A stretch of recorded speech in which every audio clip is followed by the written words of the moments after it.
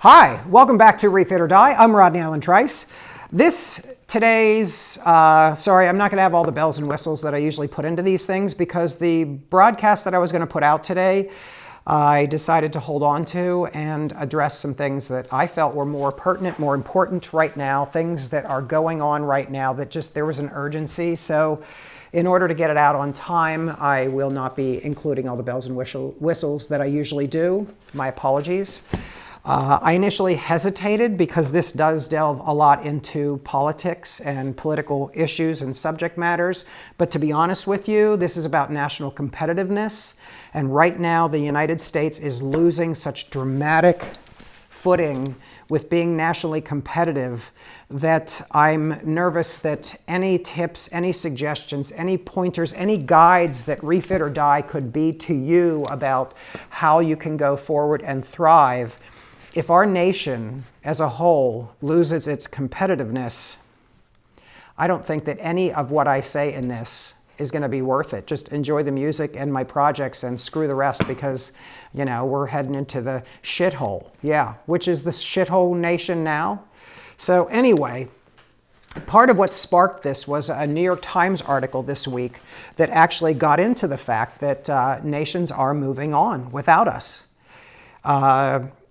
It mentioned the TPP was signed by 11 nations. Now, I have mixed feelings about that. I was personally against the TPP because, to my understanding, it had a few clauses in it that basically made it possible for corporations to sue nations that were signed onto this agreement if they passed laws that were that conflicted against their profits, that blocked their profits, that there were nations that basically corporations could sue nations. And I thought that was kind of ridiculous. That, to my understanding, that was in there.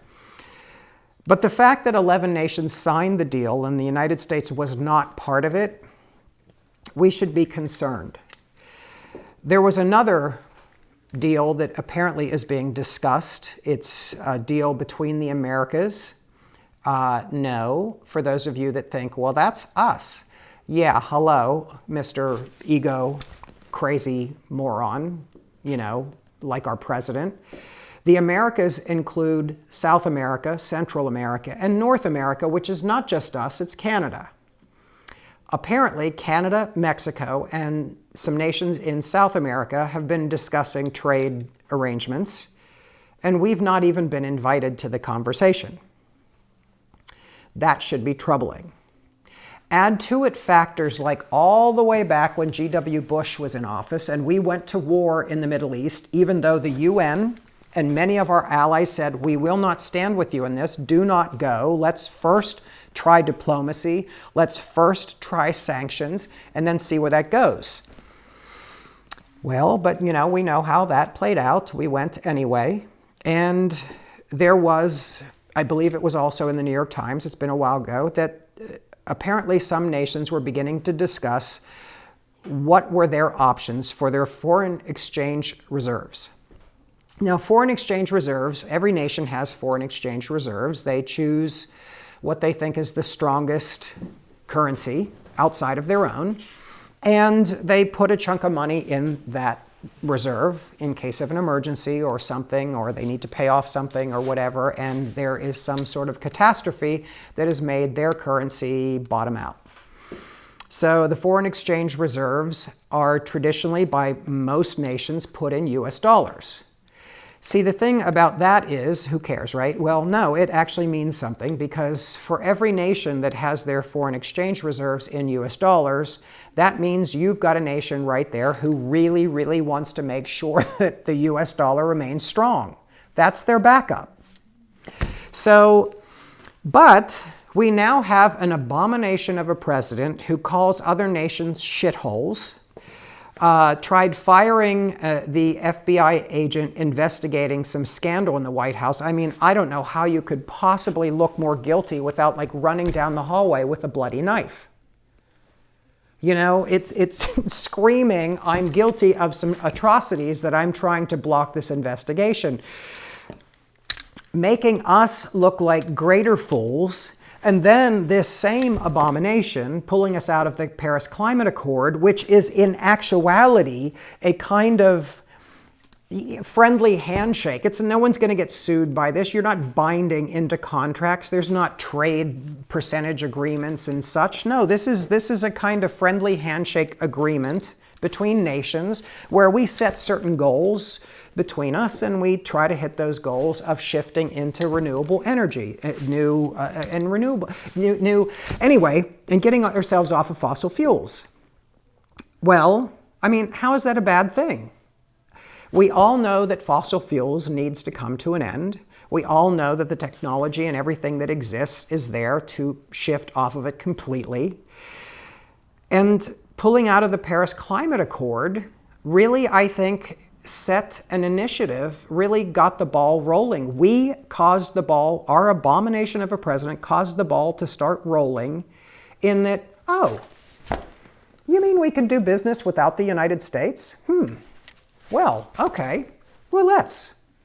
We've started a situation, and now nations are moving on. They're moving on. They're not even like, I mean, no one's getting ruffled about it. They're just moving on. They're making their agreements. They're doing their trade thing. He's too difficult. The United States has lost its mind. So, like, let's just forget them for now. Our exporting and our importing balance in this nation has already been out of balance. So, like, the fact that the Republicans killed any possibility that we would get a cut of the renewable energy equipment and technology, when they, like way back in the beginning, when Obama, one of the first things he wanted to do, I remember thinking it was amazing and awesome, and maybe this would create jobs on all kinds of levels, from construction and factory work, all the way up to engineers and tech people and everything. And the Republican Party decided to make it their mission to bring Obama down. Mitch McConnell himself, on videos that are easily searchable, made it very clear that their first initiative, the Republican first initiative, was not to serve the people. It was to see to it that Obama would fail. So, at this stage, why am I bringing up old news? Well, at this stage, I recently read that China is spending $18 billion a year right now developing that very technology that 9 years ago, Obama said, let's do it. Now, you may not like China, you may not feel good about China, and you may not trust China. I'm not sure that I do. But one thing I do trust about China is they keep their eye on the shit that we are buying. All of it. Because they make almost all of it. And if they're spending $18 billion on renewable energy, renewable equipment, and developing that technology, you can bet your ass that that's where we're headed. We could have, had there not been Republican obstructionists, we could be seeing our economy growing because we were going to start that 9 years ago. We do have one export, though, that we make tremendous amounts of money on, and that's military weapons. But the thing about military weapons is, we've already, when we went to war in the Middle East, when the UN said, don't do it, let's try other options first. Then, if they don't work, we will give you the thumbs up. But we didn't. We said to the UN. And then recently, the UN, I never ever thought I'd see the day, the UN division that tours nations when they hear about poverty, when they particularly hear about children suffering, and they tour nations to come back with reports to the UN so all the world knows what's going on. They recently toured the South in the United States to discover that the poverty is outrageous and the economic disparity across the nation, I believe that they hit Detroit as well, the economic disparity in the United States has basically frozen any upward mobility. Now, what does that mean? That means if you're born poor, you're going to stay poor. If you're born on the low end of the middle class, you're going to stay in the low end of the middle class.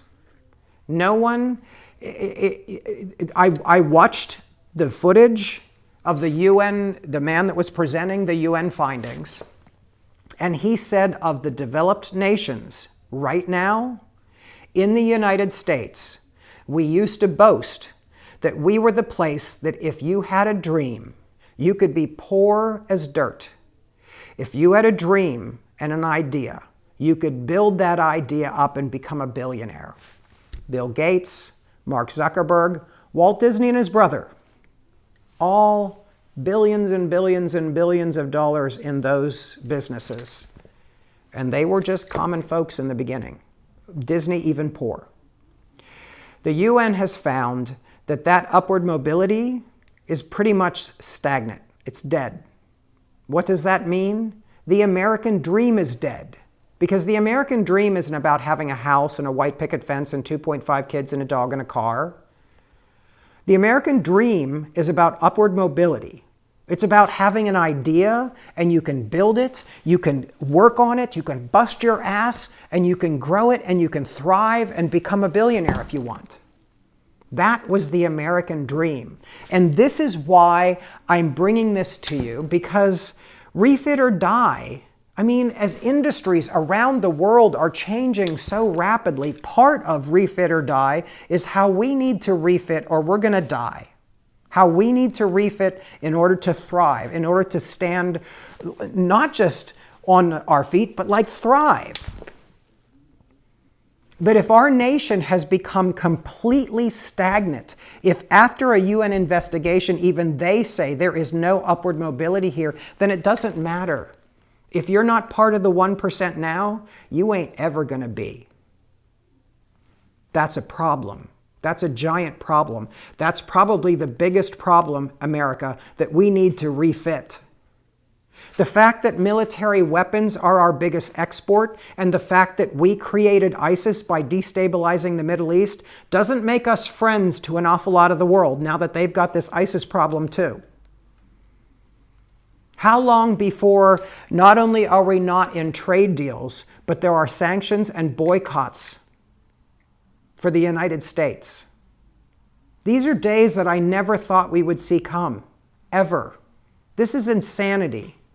I'm sorry that I don't have the bells and whistles in this, but this just seemed to be the message that I needed to say today. Maybe I'm particularly aggravated at yet another, 11 gun shootings, and this January's not even over? This is a national crisis, and no one in Washington, D.C. is doing shit about it. When the fuck are we gonna wake the fuck up and refit our goddamn fucking government? It's about fucking time.